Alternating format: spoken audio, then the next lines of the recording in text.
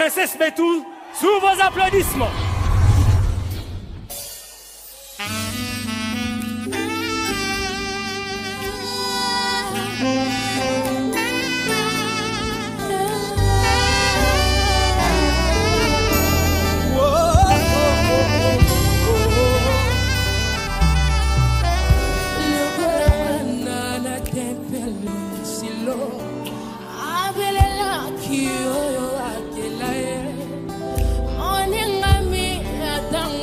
So papa say Yoshua Masiya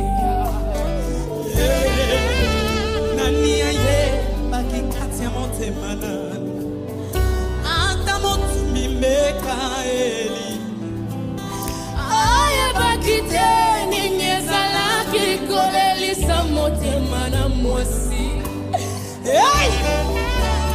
Oy oy oy oy oy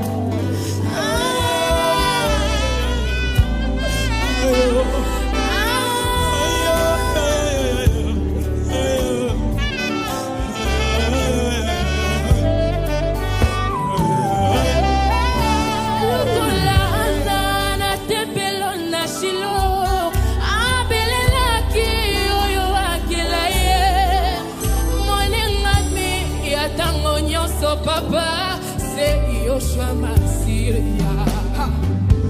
Natuli nani aye baki katia monte mana Ata montu mimeka eli Aye baki te ninye zalaki koleli sa monte mana mosi.